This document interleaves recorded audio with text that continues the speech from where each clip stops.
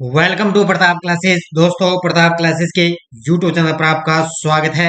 आज है 4 अप्रैल 2023 और 4 अप्रैल 2023 के जितने भी इंडिया और वर्ल्ड के जो करंट अफेयर्स के क्वेश्चन बनते हैं, आज उनका हम डिस्कशन करेंगे।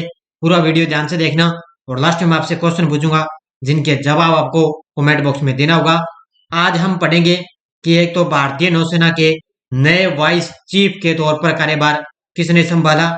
टेनिस खिलाड़ी महिला पहली बार मियामी ओपन चैंपियन बन चुकी है और भारत और श्रीलंका के बीच समुद्री अभ्यास सिलनेक्स 2023 आयोजित हुआ है।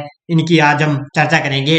तो डेली आपको हमारी प्रातः 6 बजे आपको लाइव क्लास मिलती है और इसकी पीडीएफ भी आपको अवेलेबल होती है हमारे टेलीग्राम ग्रुप पे। वीडियो के डिस्क्रिप्शन में टेलीग्राम ग्रुप का लिंक दिया हुआ है, वहां जाकर इसकी पीडीएफ आपको शाम तक टेलीग्राम पर मिल जाती है।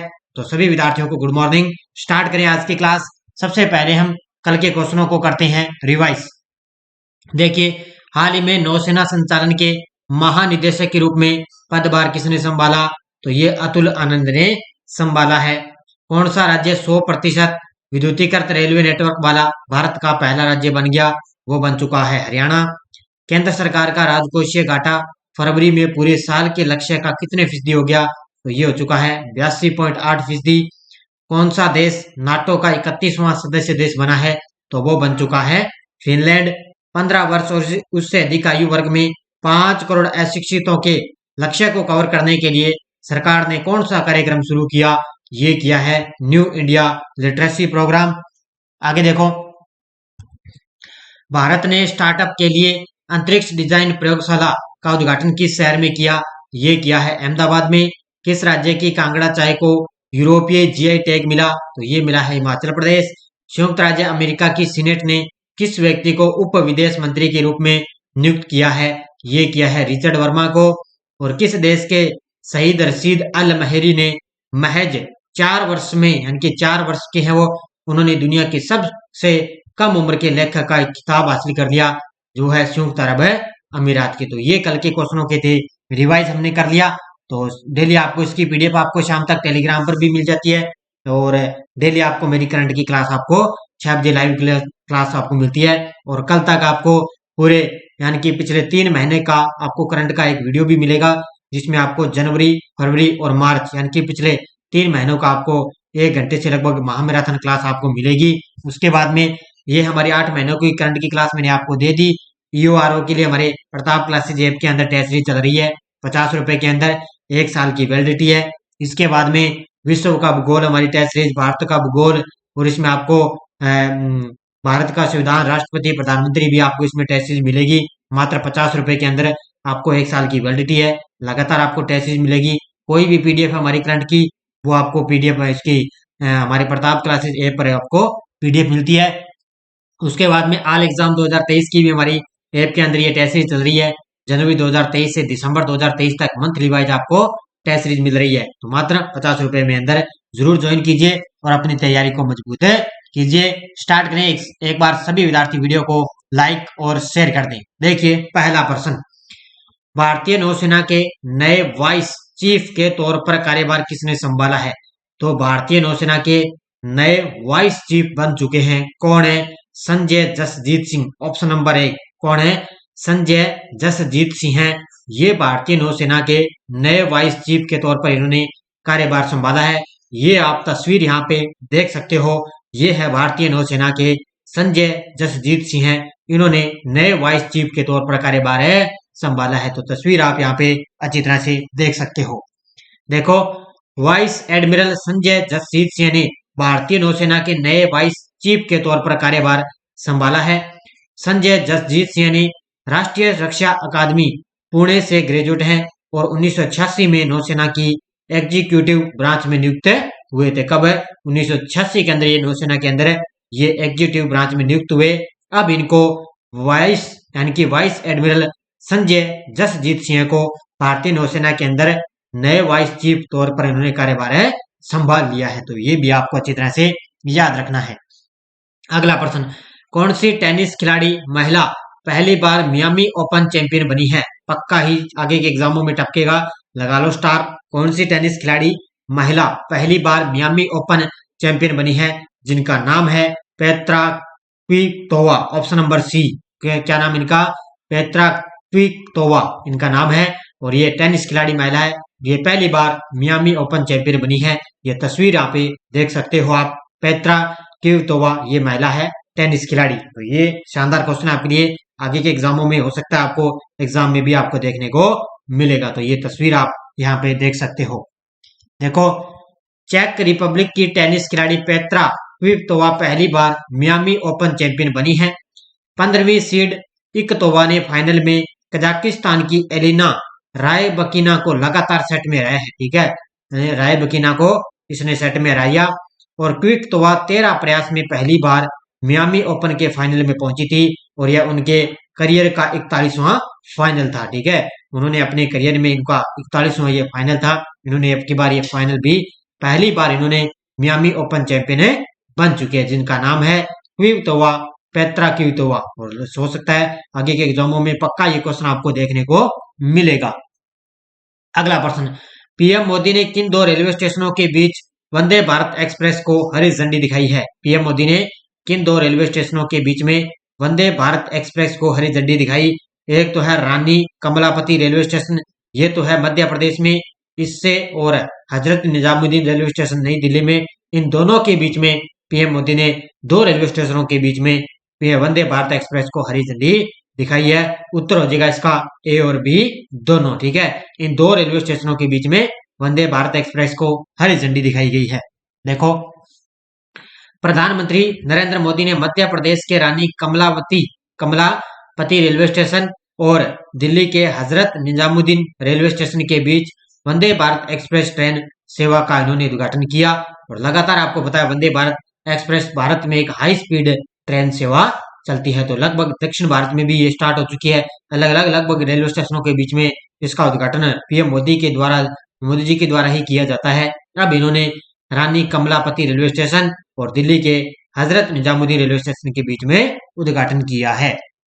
अगला प्रश्न, भारत और किस देश के बीच समुद्री अभ्यास सिलेक्स 2023 आयोजित हुआ है? तो भारत और श्रीलंका के बीच में, कहां पर है? श्रीलंका यानी कि कोलंबो, श्रीलंका के अंदर है कोलंबो। तो भारत और श्रीलंका के बीच में समुद्री अभ्यास सिलेक्स 2023 कहां पर आयोजित हुआ है? ये हुआ है श्रीलंका के अंदर कोलंबो शहर में इसका आयोजन किया गया है। कौन सा? सिलेक्स 2023। और मैंने अलग से भी आपको ये युद्ध अभ्यास हो चुके हैं, वो अच्छी तरह से मैंने अलग से भी आपको क्लास दे दी है। कोई भी आपको क्लास अगर देखनी है, जैसे आपको जैसे ऐसे देखना है, जैसे आप यूट्यूब पे जाके आप सर्च करोगे तो आप लगाओगे युद्ध अभ्यास बाय प्रताप क्लासेस, तो आपको क्लास मिल जाएगी। जैसे आप लगाओगे भारत में कौन क्या बाय प्रताप क्लासेस, तो भी आ जाएगा। जैसे आप लगाओगे सूचकांक इंडेक्स बाय प्रताप क्लासेस, तो भी आपके लिए क्लास मिलती जाएगी। जैसे पुरस्कार बाय प्रताप क्लासेस, तो भी आपके लिए क्लास अलग से मिल जाएगी। देखो, मुख्य तथ्य, भारत और श्रीलंका के बीच 10वें सामंजस्य समुद्री अभ्यास सिलेक्स 2023 का कोलंबो श्रीलंका में इसका आयोजन हुआ है। यह अभ्यास 2 चरणों में विभाजित है, जहां हर चरण का अवधि 3 दिन की होती है। ठीक है, हर चरण का 3 दिन की अवधि होती है। लगभग अभ्यास से संबंधित आपके लिए क्वेश्चन आएगा, तो ये ध्यान रखना किन 2 देशों के बीच में कौन सा अभ्यास और हुआ कहां पर, बस ये 3 चीज आपको बस याद रखनी है। तो ध्यान रखना, भारत और श्रीलंका के बीच में सिलेक्स 2023 हुआ कहां पर है? कोलंबो श्रीलंका में इसका आयोजन हुआ है। अगला प्रश्न, किस संगठन ने रियूजेबल लॉन्च व्हीकल का सफल परीक्षण किया है? और ये किया है इसरो के द्वारा। ठीक है, इसरो के वर्तमान में कौन है? अध्यक्ष डॉक्टर सोमनाथ। उन्होंने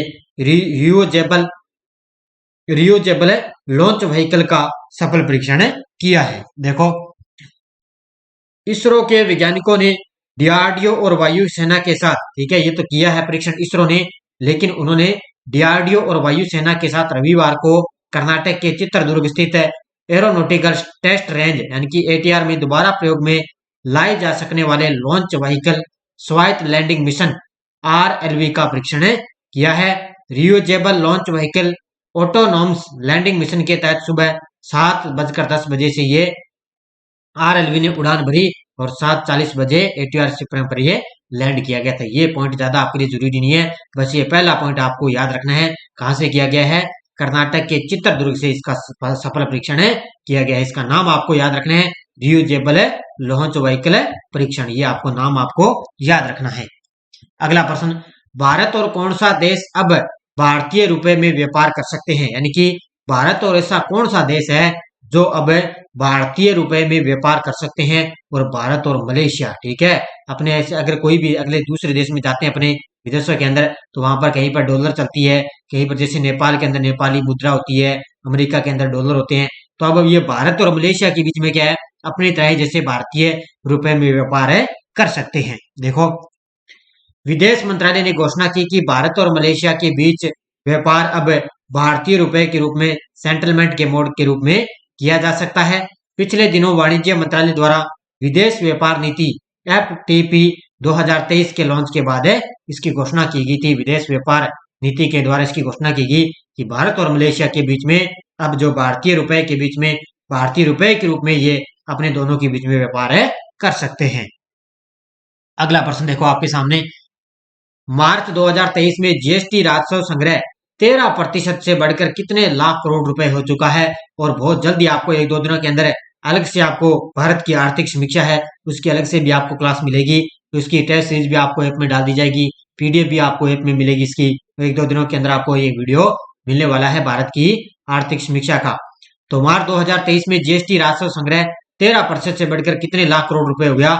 ये हो चुका है 1.60 लाख करोड़ रुपए। ऑप्शन नंबर 1 कितना हो चुका है? 1.60 लाख करोड़ रुपए हो चुका है। देखो, वित्त मंत्रालय कौन अपनी वित्त मंत्री हैं? निर्मला सीतारमण। उन्होंने मार्च 2023 के लिए वस्तु एवं सेवा कर जीएसटी राजस्व संग्रह 1.60 लाख करोड़ रुपए के बढ़ोतरी के साथ 13% ये बढ़ चुका है। यह जीएसटी संग्रह में तीसरा सत्रांत बढ़ोतरी का अंक है। कोविड-19 महामारी के प्रभाव से जूझ रही भारतीय अर्थव्यवस्था के लिए एक सकारात्मक संकेत बन गया। यानी कि अब आपको पता है लगातार कोविड-19 का प्रभाव अभी भी चल रहा है, लेकिन अब की बार क्या है, फिर भी भारतीय अर्थव्यवस्था में अब की बार सकारात्मक यानी कि बढ़ोतरी हुई है इसके अंदर। तो 13% की बढ़ोतरी देखी गई। तो टोटल कितना हो चुका है? 1.60 लाख करोड़ रुपए हो चुका है। अगला प्रश्न, किस भारतीय पूर्व क्रिकेटर का 88 साल में निधन हो चुका है? ऐसे कौन से भारतीय पूर्व क्रिकेटर थे जिनका 88 साल में निधन हो चुका है? और वो है सलीम दुर्रानी। कौन है? सलीम दुर्रानी। देखो, भारत के पूर्व क्रिकेटर सलीम दुर्रानी का 88 साल की उम्र में रविवार को इनका निधन हो गया। इस तार क्रिकेटर ने बॉलीवुड में भी काम किया है, ये भी पूछा जा सकता है।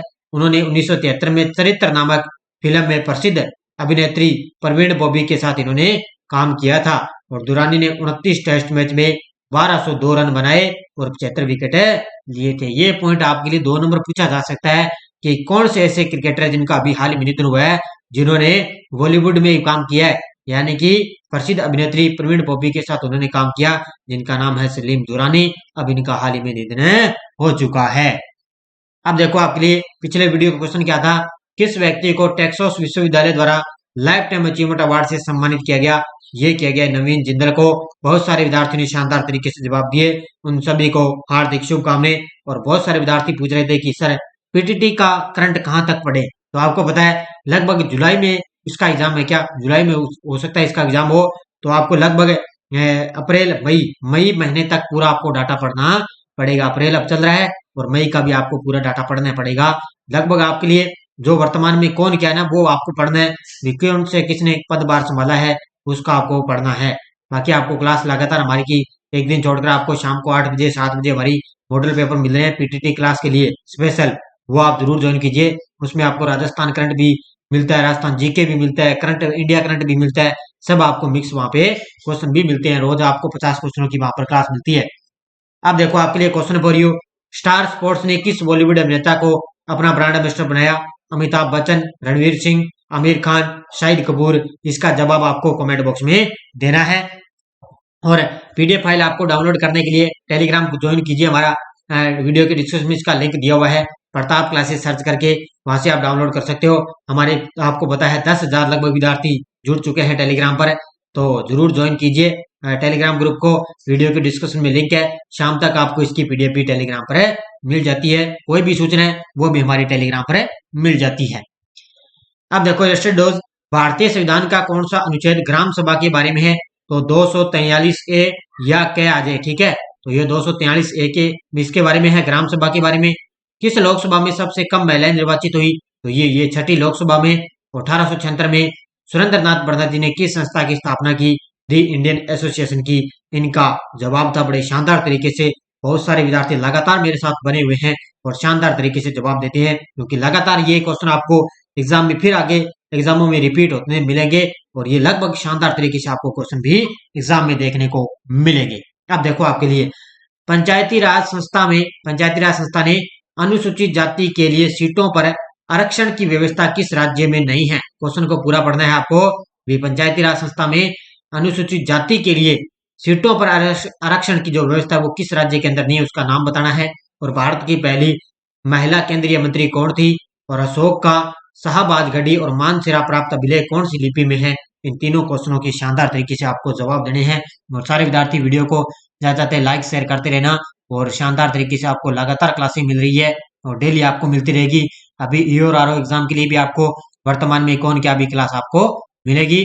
तो सभी विद्यार्थियों को जय हिंद, धन्यवाद।